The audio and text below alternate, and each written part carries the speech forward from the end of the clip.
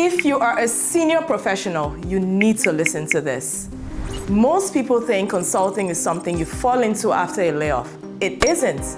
It is a practice you build on purpose. And in this season of Career Leverage, I'm going to show you how.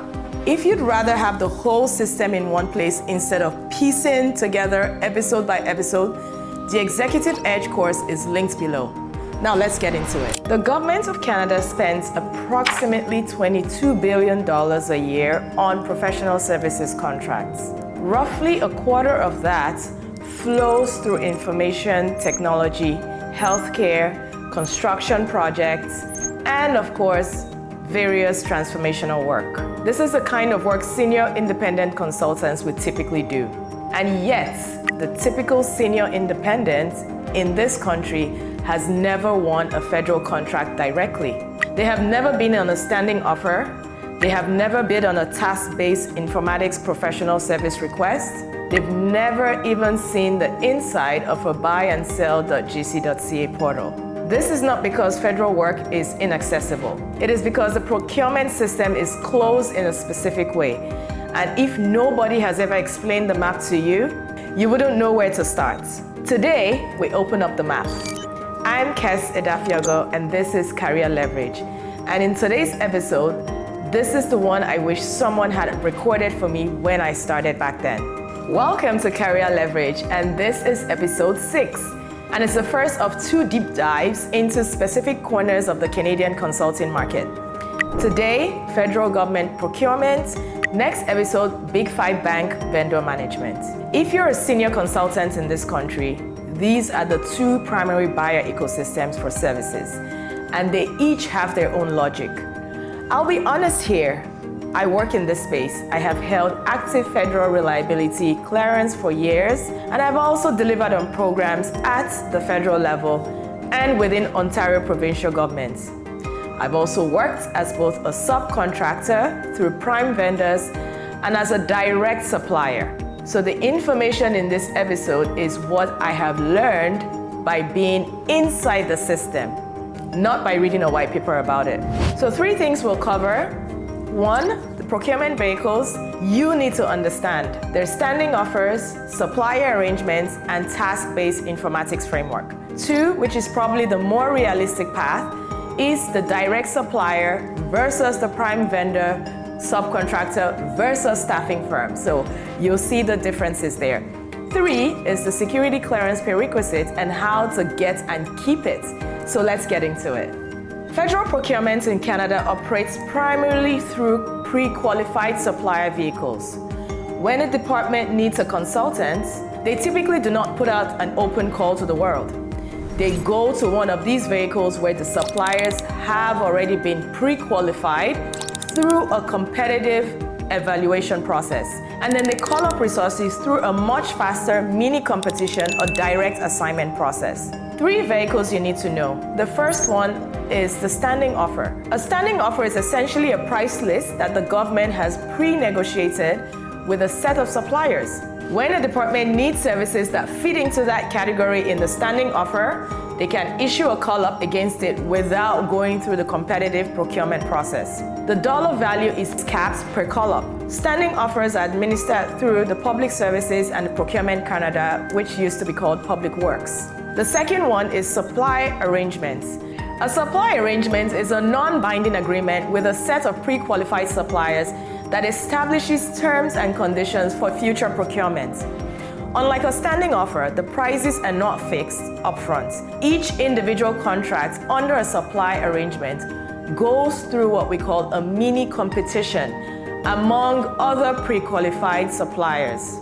Supply arrangements, also known as SAs, handle larger and more complex work than the standing offers. Third is the task-based informatics professional services framework, commonly called the TBIPS. So these are the workhorse procurement vehicles for IT and management consulting work in the federal government. They are supply arrangements specifically structured around professional services categories with people like business analysts, project managers, enterprise architects, change manager, and so on. Most senior IT consulting in the federal government flows through one of these vehicles. Pro Services is another vehicle for non-IT professional services. Here is the key thing about one of these vehicles. They are not contracts. They are pre-qualification frameworks. Being on one means you're eligible to bid on individual tasks. Being on one means you're eligible to bid on individual task authorizations and call-ups. The actual work is awarded through subsequent task-level procurements, which can range from a few weeks to multi-year arrangements. Now the honest part. As a solo independent consultant, can you bid directly on TBIPS or TSPS yourself? Well, technically yes. Practically, almost never. Getting on the TBIPS supply arrangement requires a major bidding effort. You have things like your proposal documents, supplier qualifications, certified resources mapped to multiple categories, sometimes financial statements demonstrating capacity. The proposal effort alone runs to hundreds of pages and weeks of work. Most successful TBIPS bidders are mid to large staffing firms and consultancies, not solo operators. So how do solo independents actually get federal work? There's 3 paths to doing this. Path 1 is subcontracting through a prime vendor. The prime vendor is on the supply arrangement. They win a task authorization. They place you on the engagement as a named resource. You bill the prime bills the government. Your effective day rate is the government's billing rate minus the prime's markup, which ranges from 15 to 35% depending on the prime and the engagement. Most senior independents in federal work get there through this route. Which primes should you be talking to? The ones who hold significant TBIPS and TSPS volume. There's a public list, so every supply arrangement holder is published, and you can find the firms that consistently place senior independents online. Boutique IT staffing firms in Ottawa are particularly active in this market. Identify maybe 10 to 12, get in front of their delivery managers, and stay in regular contact with them. When task authorizations come up, they need resources really fast. The independents who get the calls are the ones regularly on their bench. Path 2, the direct sole proprietor or corporation through what we call a small dollar vehicle. There are some standing offers and lower dollar supply arrangements that solo independents can qualify for, particularly in specialized areas such as accessibility consulting, policy work, niche subject matter advisory. These are harder to find and the volume is typically really low, but if you have specialized expertise, this can be a real path for you. Path 3 is the provincial and municipal work. The federal procurement system is really complex. Provincial and municipal procurement, including the Ontario Public Service, has its own vendor of record arrangement and is sometimes more accessible to solo consultants. The Ontario VOR for Information and Information Technology Services is a parallel ecosystem to the federal TBIPS, and the dynamics are similar, but the players are different. Now the prerequisite that nobody warns you about. If you want to do federal government work in Canada, you will need a security clearance. Almost no federal contracts outside of very public-facing or low-sensitive work will be offered to a consultant without one. There are 3 clearance levels you should know about.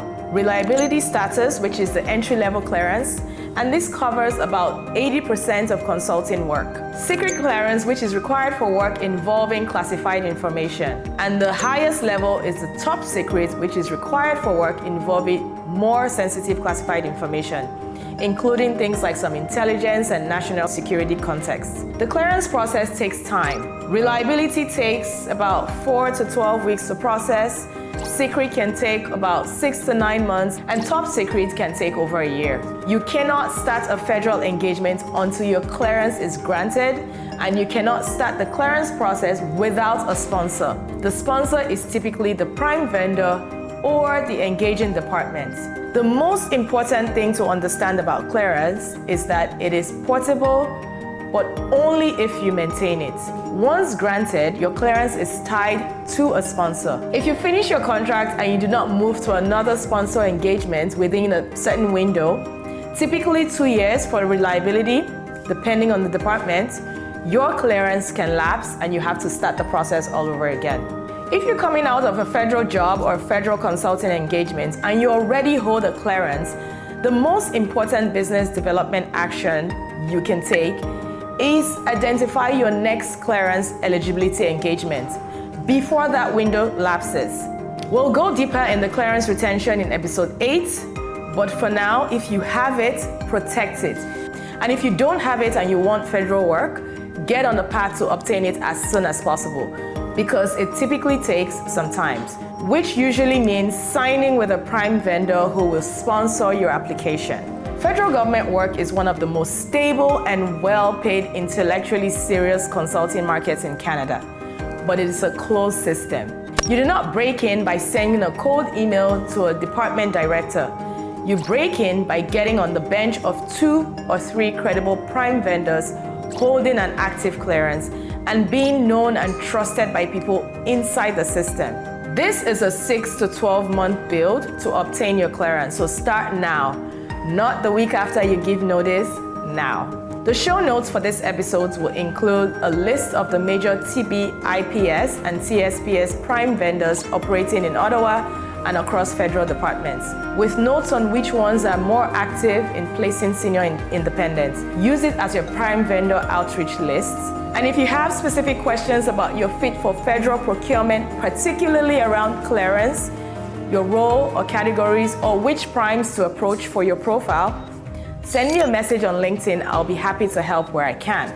Next episode is the other half of the Canadian market for senior independents, the Big 5. We'll talk about how they buy consulting services, who the managed service providers are, and what the rate realities actually look like.